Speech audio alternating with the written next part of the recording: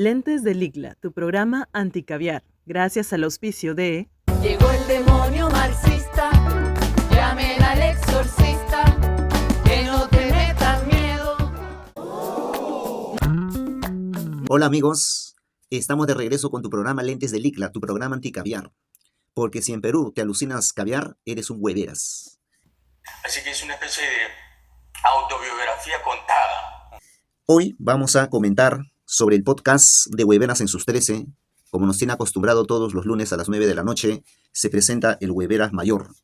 En ese sentido, vamos a recordar que en ese programa, en ese podcast, se realizó una entrevista al economista de los caviares. Aquí nos referimos a Pedro Franque. Nuestro comentario se va a dividir en 4 momentos y vamos a culminar con algunos comentarios de algunos textos, o algunas recomendaciones, mejor dicho, pero me voy a centrar sobre todo a comentar 4 ideas centrales de aquella entrevista de Hueveras en sus 13. Esta entrevista con el mayor economista de los caviares, Pedro Franque, o como el mismo Hueveras en sus 13 lo calificó como el huérfano de Castillo o el viudo de Verónica Mendoza. Vuelta todo. Una primera idea a lo que me quiero referir de esta entrevista es en relación a cómo Pedro Franque, según una cita que hace el propio Hildebrand, ¿no? En algún momento Pedro Franque se habría definido como socialista progresista, ¿no? Le lanza esa pregunta, ¿qué quiere decir o qué quiso decir Pedro Franque al definirse alguna vez como socialista progresista? Obviamente nunca respondió la pregunta, pero quizá habría que hacer algunas precisiones a ese respecto, ¿no? El hecho de definirse como socialista progresista, desde nuestra perspectiva, desde nuestros lentes, ya implica cierta, digamos, redundancia, porque el socialismo ya supone progresismo. Es decir, el socialismo como una propuesta de la modernidad ya implica la idea de progreso o la búsqueda de progreso, la exaltación o la promoción de la ciencia y el desarrollo de la tecnología. En consecuencia, ser socialista ya supone ser un progresista. Por tanto, definirse como socialista progresista, desde nuestra perspectiva, ya supone cierta redundancia. Quizá para, digamos, ampliar un poco este tema del progresismo, ¿no? Pero sí se puede hablar del progresismo en sí, y para ello me voy a referir a un autor clásico, un peruano, un sanmarquino llamado Augusto Salazar Bondy. Él tiene un texto muy interesante que se titula Entre Sila y Caribdis. Un texto, digamos, en el que alude precisamente a la idea de progresismo. Recordemos que Augusto Salazar Bondy en 1956 funda un partido, o ha sido cofundador de un partido llamado el Movimiento Social Progresista, ¿no? Con otros intelectuales de la época, decidió, digamos, aventurarse en ese proyecto progresista. Y justamente en este texto que acabo de aludir, Entre Sila y Caribdis, nos alude o nos menciona Augusto Salazar Bondy acerca de qué es lo que él entiende por el progresismo. Voy a citar, está en la página 135 de la edición que estoy usando, y dice lo siguiente, ¿no? El progresismo comporta esencialmente una toma de posición ante los problemas sociales inspirada en una interpretación integral de los hechos humanos, un sentimiento y una concepción del hombre, grávidos de experiencia histórica y de idealidad renovadora, definen primariamente al progresismo como una actitud positiva proyectada a la realización de un ideal universal de plenitud y bienestar. La afirmación del sentido ascendente de la historia humana, la libertad y el espíritu de la solidaridad y de justicia. Por su raíz ética profunda, el progresismo es un sí dado al hombre con la clara conciencia de sus debilidades y de sus grandezas, y que lleva por eso el grave signo de los asentimientos que comprometen. Punto aparte, continúa, pero el progresismo es también una política. Por eso consideramos que hablar de socialismo ya implica progresismo. Hablar de socialismo supone ya optimismo. Hablar de socialismo ya supone la búsqueda de la plena realización del ser humano. Este es un primer punto al cual nos queríamos referir sobre esta entrevista. Ahora, un segundo punto, en esta entrevista también Franque dice o sostiene algo, digamos, una fórmula que siempre se ha utilizado cuando se hace una crítica a la ruptura entre lo que se dice y lo que se hace, a la ruptura entre la teoría y la práctica, ¿no? Franque, refiriéndose al actual gobierno, y en consecuencia también refiriéndose al gobierno de Pedro Castillo, gobierno en el cual fue el economista, ¿no? El ministro de Economía. Arriba caballo blanco.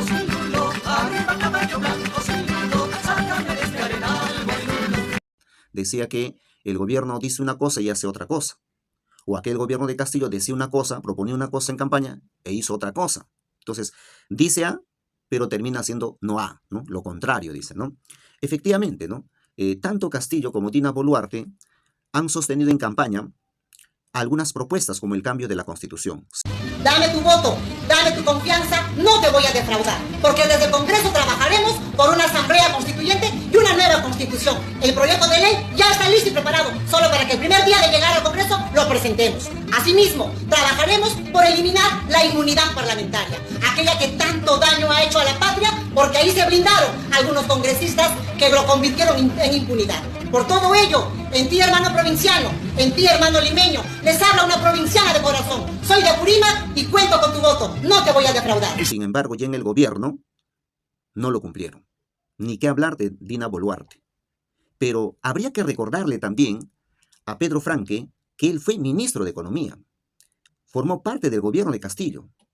Y si bien es cierto, Castillo promovió, ofreció el cambio de la Constitución. Sin embargo, una vez en el gobierno, Pedro Franque, siendo ministro de Economía, fue uno de los primeros que se opuso al cambio de la Constitución.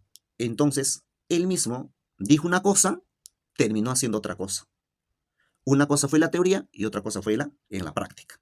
Y ahí otra de las contradicciones de este señor Caviar. Otro asunto que es importante mencionar, siguiendo en este segundo punto acerca de Pedro Franque, es que un rasgo de los Caviares es eso, ¿no? Que ofrecen una cosa y terminan haciendo otra cosa. Es decir, estos Caviares se suelen disfrazar de izquierda, se suelen disfrazar de progresistas, pero cuando ya están en el gobierno, cuando ya tienen el poder, simplemente buscan defender el estado de cosas.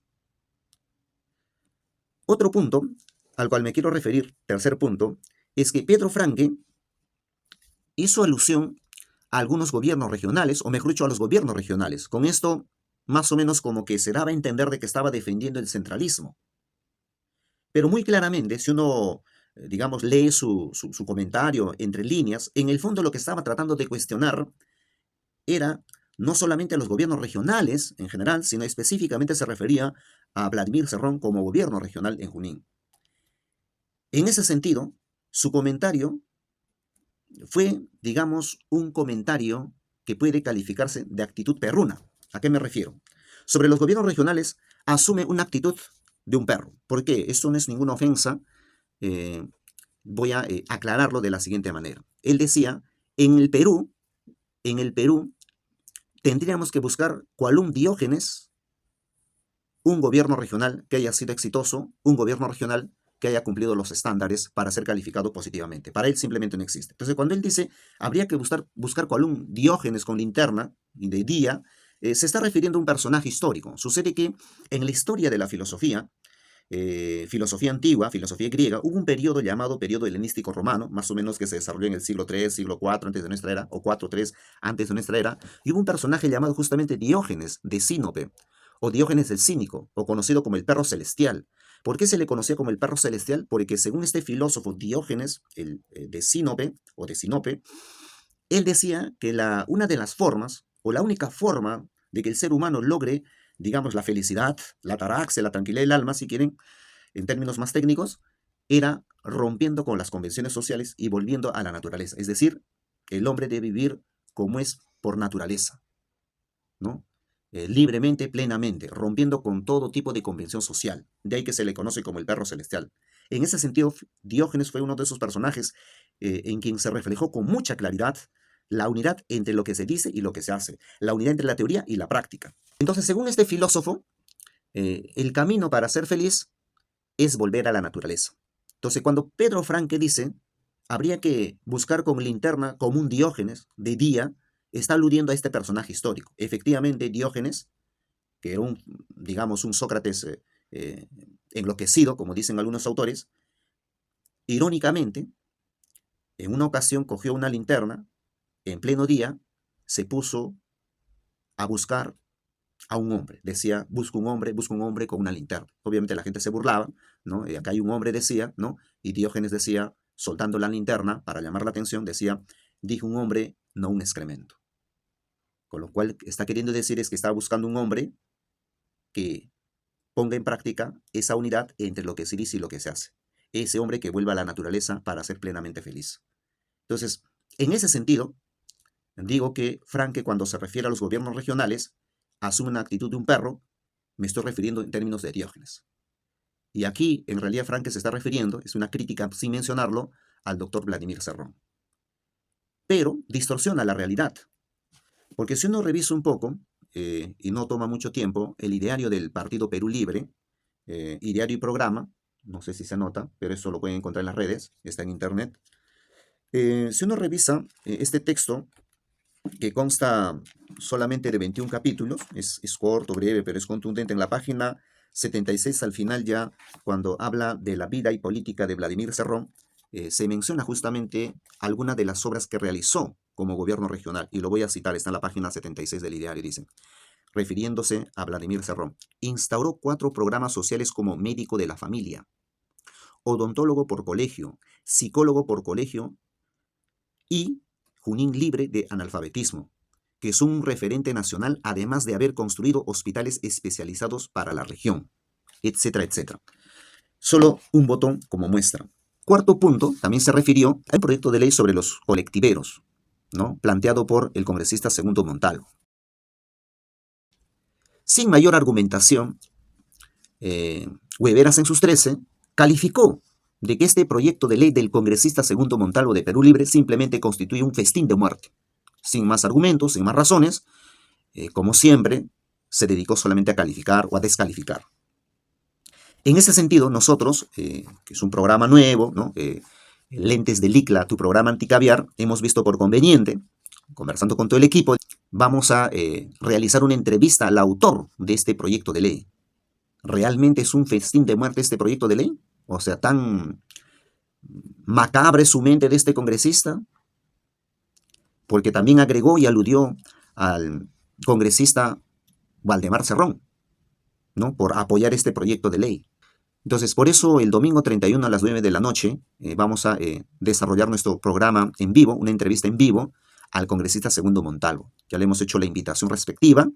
Ojalá acepte, veremos la forma de entrevistarlo, si no es en vivo, grabarlo y transmitirlo el domingo, ya veremos, para que él mismo responda de qué trata este proyecto de ley, si efectivamente tiene esa mente macabra y que está proponiendo un proyecto de ley que constituye un festín de muerte.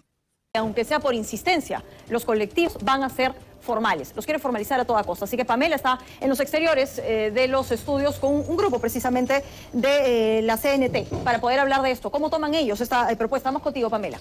Gracias, Claudia. Así es, nos encontramos con el señor Walter Carrera, él es presidente de Azotrani, pero también estamos en compañía de representantes de otras asociaciones, de Manchay, de Villa El Salvador, y también representantes de los transportistas a nivel nacional, porque la norma como está en este momento, hay que recordar, beneficia a los colectiveros en todo el país, menos en Lima y Callao. Y lo que pretende el señor Valdemar Cerrón es que esta modificación se extienda para que también abarque a los colectiveros que operan aquí en la capital. Lo que nos está convocando en este momento es esta solicitud que están haciendo para que se amplíe la norma actual y ustedes puedan ser incorporados como colectivos formales en Lima y Callao. Bueno, ante esta pregunta sobre el tema de la formalización del auto colectivo para Lima y Callao. Primero, es muy interesante la propuesta de los señores congresistas, de esta propuesta legislativa, obviamente, de modificar la ley 31.096 y incluir a Lima y Callao. Porque queremos conocer cuál es la experiencia de esta medida como se viene aplicando ya en otras partes de nuestro país. Bueno, creo que primero quiero indicarles que el presidente Latu José Aguilar debería de ver la necesidad urgente que se requiere el servicio de transporte regular. Porque como ustedes verán, el transporte no está cumpliendo la expectativa que tenía la 30.900, por lo cual ellos han dejado un espacio vacío, donde en la actualidad más de 150.000 hombres trabajan movilizando a Lima Metropolitana con este servicio, en los cuales ellos también aportan con sus impuestos, en los cuales ellos generan al Estado dividendos. Es por ello que también nosotros como institución, como la Confederación Nacional de Transportistas y Conductores del Perú, velamos el derecho al trabajo, porque ellos son trabajadores, tienen familia y por lo tanto ellos tienen derecho a que ellos sean considerados dentro del sistema integrado de transporte y hacer un servicio formal y no que los consideren como informales, como acaban de decir. Ellos no son informales, ellos tienen todos sus documentos en regla. Lo único que les falta es que lo regulen a través del ATU y les pueden dar un espacio dentro de este servicio del sistema integrado de transportes. Esta gente, los cavianes, ¿habrán usado? no se da cuenta los beneficios que podría generar un colectivo, ¿no? Que nosotros hemos utilizado en su momento y consideramos que quizá es importante su formalización. ¿Por qué oponerse de buenas a primeras? Sobre todo sin explicar en qué consiste el proyecto de ley. Más habría que preguntarse cuánta gente se beneficia de ellos, ¿no? Cuánta gente que se dedica a esta actividad digna mantiene con ese ingreso a su familia. Pero este tipejo simplemente se opone, ¿no? Porque dice que es un festín de muerte. Entonces, por eso urge hacer una entrevista al autor del proyecto. ¿Quién mejor que él para que lo explique y pueda rebatir las ideas que ha esgrimido Hueveras en su 13, ¿no? En su podcast? Para cerrar este programa, mis estimados seguidores y seguidoras, amantes de Lentes de Licla, tu programa anticaviar, auspiciado por el demonio marxista, ¿no? Hemos vuelto, digamos, para darte la otra perspectiva.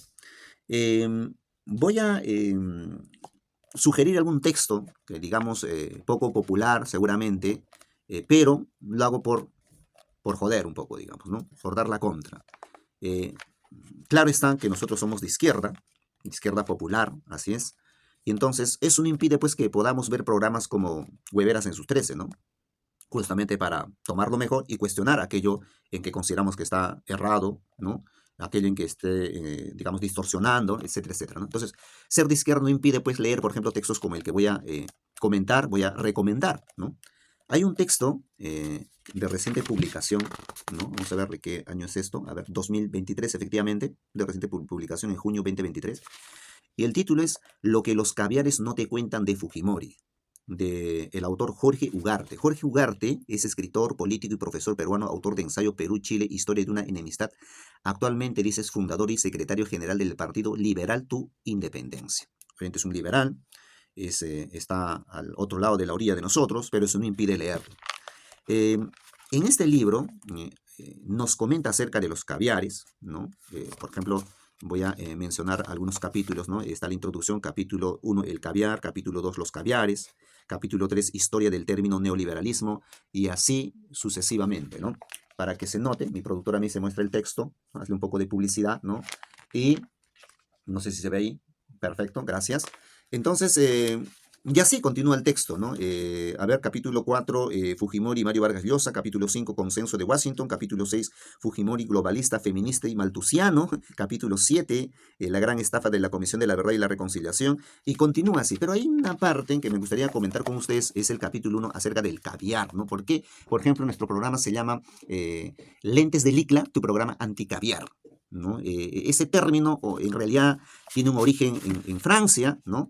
Y aquí el autor incluso hace un rastreo, ¿no? del sentido del término caviar, a qué animal alude, ¿no? A qué se refiere exactamente, y pone algunos ejemplos de caviares en nuestro medio, ¿no? Como Rosa María Palacios, Aníbal Torres Vázquez, etcétera, etcétera, ¿no? Pero dice, voy a citar, los esturiones son peces que habitan el planeta hace más de 100 millones de años, por lo que son considerados fósiles vivientes. Continúa el texto, pero más adelante, punto aparte, dice, actualmente existen más de 25 tipos de esturión. Llegando a esta conclusión interesante que dice, el caviar es la huevera del pez esturión. Y para que quede más claro, cuando se habla del caviar, ¿no? Como animal me refiero, luego se va a usar en el sentido político, claro está, dice así en la página 15, ¿por qué el caviar es tan costoso? Hay que ser muy cuidadosos. El verdadero caviar es la huevera del esturión, no del salmón, ni de la trucha, ni del bacalao, menos aún del bonito, como dijo en una entrevista a la congresista Susel Paredes, ¿no? Página 15. Entonces, hay que continuar ¿no? con la lectura, ¿no? Sugiero leerlo, ¿no? Porque nos da una interesante información. Ese es un texto que, digamos, queríamos recomendar, aun cuando sea de una posición política contra el nuestro, pero es bueno leerlos, conocerlos para cuestionarlos también. Y un texto ahora que quiero comentar, que quizá va a romper un poco el esquema, porque no es usual, digamos, que se hable de estas cosas, ¿no? Pero esto va a ser como una introducción. Tengo a la mano este texto. A ver, mi productora, ¿se nota? ¿Se ve? Allí. Muy bien. La autora es Alicia Gallotti, Kama Sutra XXX.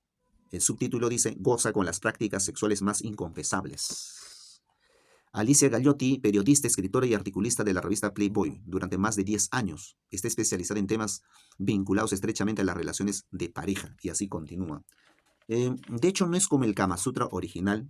Los amigos y amigas que conocen digamos, del Kama Sutra original, se darán cuenta que, digamos, las imágenes que se presentan ahí no son como las imágenes que se presentan en este texto, ¿no? Pero, digamos, es un texto que hay que leerlo y siempre manteniendo nuestro margen de duda y sin perder siempre nuestra actitud de criticidad, ¿no? Que es muy importante, sobre todo cuando se lee algún texto como este. Y vamos a culminar nuestra emisión de hoy. Muchas gracias. No olvides poner tu like, compartir.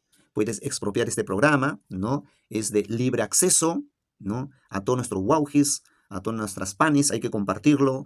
Y esto es con mucho cariño, con mucho aprecio para, digamos, la gente que estamos cansados de la hegemonía en la comunicación nacional. Muchas gracias. Tupana Chicama. Lentes del IGLA, tu programa anticaviar. Gracias al auspicio de... Llegó el demonio marxista.